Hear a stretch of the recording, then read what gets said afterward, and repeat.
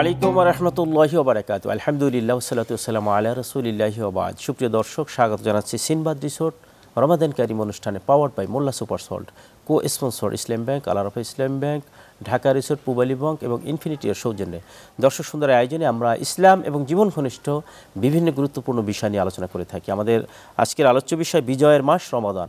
আর এই গুরুত্বপূর্ণ বিষয় আলোচনার জন্য রয়েছেন দুইজন সম্মানিত ইসলামিক স্কলার। প্রথমে রয়েছেন হাফিজ মাওলানা আবু সুফিয়ান, প্রিন্সিপাল তালিমুল কুরআন মাদ্রাসা, ঢাকা। মোহতারাম, কেমন আছেন? আলহামদুলিল্লাহ। এরপরে রয়েছেন আরেকজন উদীয়মান ইসলামী চিন্তাবিদ মোহাম্মদ সৈয়দ আহমদ, পরিচালক আধিয়ান একাডেমি। আসসালামু আলাইকুম ওয়া রাহমাতুল্লাহি। ওয়ালাইকুম আসসালাম। মোহতারাম, কেমন আছেন? জি আলহামদুলিল্লাহ। শাইখ, প্রথমে আপনার কাছে আসবো যে বিজয়ের মাস রমাদান, রাসূল আরবি সাল্লাল্লাহু আলাইহি ওয়াসাল্লাম যতগুলো বিজয় ইসলামে সূচিত হয়েছিল অধিকাংশই রমাদানে। তো রমাদান মাসে কি কি বিজয় সংঘটিত হয়েছে? আলহামদুলিল্লাহ মোহতারাম, যে বিজয়ের মাস রমাদান, বিজয়ের মাস রমাদানে এটা এমন একটি তাত্ত্বিক বহন করে এবং গুরুত্ব বহন করে, সেটা হচ্ছে যে এই রমাদানে বিজয়ের মাসে আমরা আত্মিক বা মানে আন্তরিকভাবে এবং আমাদের যে আধ্যাত্মিক যে বিজয় এবং আমাদের মানসিক যে বিজয়টা, এটা আমাদের একটা প্রথম করতে পারি। আর অন্যতম হচ্ছে যে এই রমাদান মাসে পবিত্র কোরআন নাজিল হয়েছে।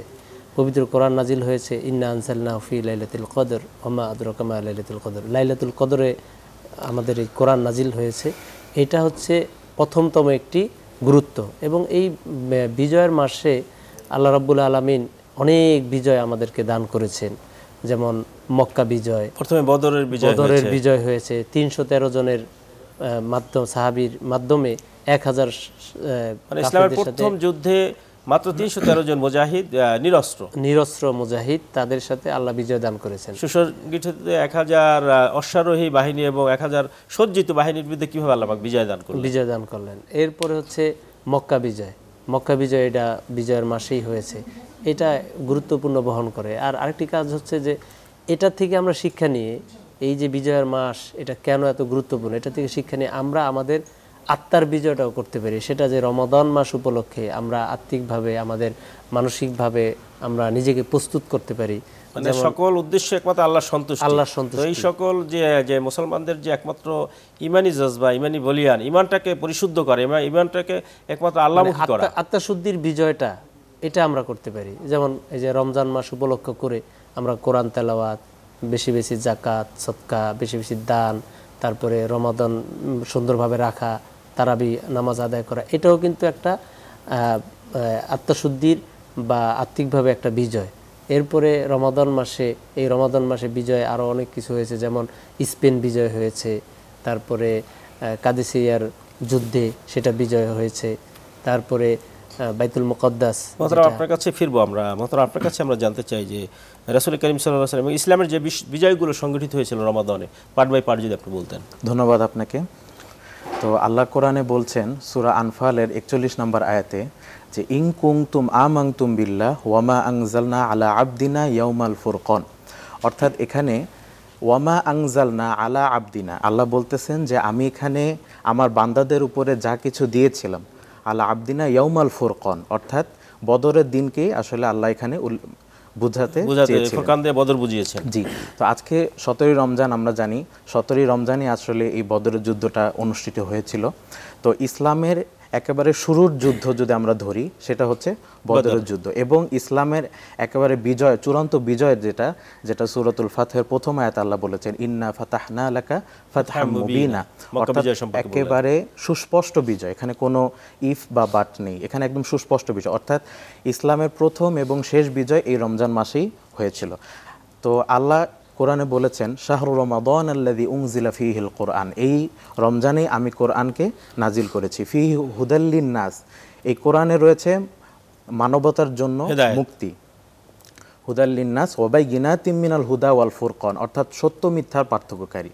তো কোরআনের শিক্ষায় শিক্ষিত হয়ে যখন একটা মুসলিম গোষ্ঠী যখন সত্য মিথ্যার পার্থক্য যখন বুঝতে পারলো, তখন কিন্তু তাদের মধ্যে একটা যে ইমানি জাজবাত এসেছিল, সেই ইমানি জাজবাতের কারণেই কিন্তু মহান আল্লাহ তাআলা ১০০০ সুসজ্জিত কাফেরের বিপরীতে মাত্র ৩১৩ জন সাহাবীকে আল্লাহ বিজয় দান করেছেন। এখান থেকে আপনার কাছে ফিরবো। দর্শক, আলোচনার পর্যায়ে সময় হলো একটু বিরতির, ফিরছে একটু পরেই, ততক্ষণ আমাদের সাথেই থাকুন।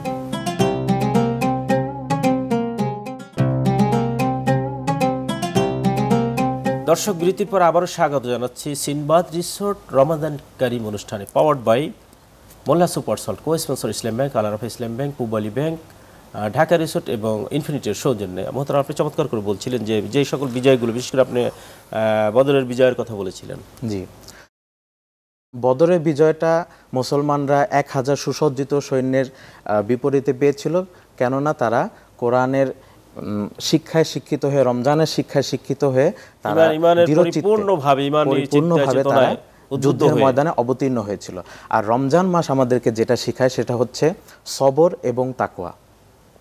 তো একটা মুসলিম গোষ্ঠী, তাদের মধ্যে শৃঙ্খলা ছিল, সবর ছিল এবং মহান আল্লাহর প্রতি ভরসা ছিল। জি জি, এবং এই বদরের যুদ্ধটাকে বলা হয় হচ্ছে মানে ইসলাম বিজয়ের একেবারে শুরুর যুদ্ধ। সেদিন যদি মুসলমানরা পরাজিত হতো, সেদিনই কিন্তু ইসলামের আলো নিভে যাওয়ার কথা ছিল। কিন্তু আল্লাহ সেদিন বিজয় দান করেছিলেন। সাহাবীদের মধ্যে যেই শৃঙ্খলা ছিল, নেতার প্রতি যে আনুগত্য ছিল, আর এই নেতার প্রতি আনুগত্য, শৃঙ্খলা, তাকওয়া, এটা শিখায় আমাদেরকে এই মাহে রমজান। রমজানের শিক্ষা হচ্ছে আমরা কিভাবে সবর করব, কিভাবে তাকওয়া অর্জন করব। তো শুধু বদরের যুদ্ধই না, আমরা দেখেছি পর্যায়ক্রমে এই রমজানের শিক্ষায় শিক্ষিত হয়ে, কোরআনের আলোয় আলোকিত হয়ে মুসলমানরা দিক বিদিক ছড়িয়ে পড়েছে এবং বিভিন্ন সারা পৃথিবী বিজয় করেছে।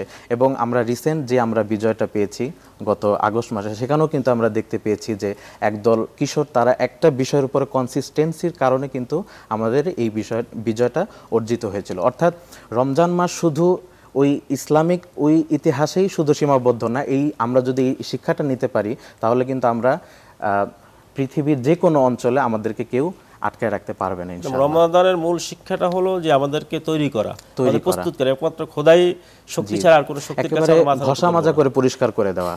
আর এবং আপনি চমৎকার করে বলছেন। সর্বশেষ আপনার কাছে আসবো যে আমরা রমাদানের তো অনেকগুলো বিজয়, তাই বিজয় থেকে আমরা নিজেদেরকে কিভাবে শানিত করবো এবং কি কি বিজয়গুলো রয়েছে, এগুলো যদি বলতেন।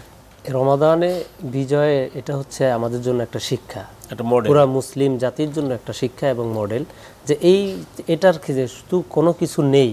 একটা মানুষের শুধু ইমানেই বলিয়ান হয়ে তারা একমাত্র আল্লাহর উপর ভরসা করে তাদেরকে আল্লাহ বিজয় দান করেছেন। সেজন্য রমাদানের এই বিজয়টা শিক্ষা হলো যে আমরা যদি আল্লাহর উপর ভরসা করি, তাকওয়া অর্জন করি, ঈমান আনি, তাহলে আল্লাহ আমাদেরকে কোনো জায়গায় ঠেকাবে না এবং বিজয় দান করবে, এবং বিজয় অসম্ভবীয়। এবং এটা আল্লাহ ঘোষণাও করে দিয়েছেন যে তোমরা আমার আর রাজ্যকে তোমরা আঁকড়ে ধরো, শক্তভাবে যদি ধরো, পরস্পরে তোমরা বিচ্ছিন্ন হবে না, একভাবে থাকবে, ঐক্য থাকবে, তাহলে তোমাদের বিজয় কেউ ছিনিয়ে নিতে পারবে না। সেজন্য বিজয়ের যেই মাস রমাদান মাস, এই রমাদান মাসের একটা শিক্ষা হলো, অন্যতম একটা শিক্ষা হলো আমাদের ঐক্য থাকতে হবে। আজকে আমাদের সমাজে আমরা ছোটোখাটো বিষয় নিয়ে অনেকে বিভক্ত হয়ে যাই। আমরা যদি ইসলামের ব্যাপারে, ইসলামের ঐক্যবদ্ধ থাকার কারণে এই বিজয়গুলো হয়েছে। অতএব মুসলমানদের ছোটখাটো বিষয়ে কোনো বিরোধের কোনো সুযোগ নেই। আল্লাহ পাক বলছেন ওয়াতাসিমু বিহাবলিল্লাহি জামিয়া, যদি তোমরা পৃথক হয়ে যাও আল্লাহ তাহলে দুশমনরা সুযোগ গ্রহণ করবে এবং তোমাদেরকে দুর্বল করে ফেলবে। মোহতারাম, আপনি চমৎকার করে বলছিলেন। আপনাদের উভয়কে আজকে স্টুডিওতে এসে মূল্যবান আলোচনা উপহার দেওয়ার জন্য মোবারকবাদ জানাচ্ছি।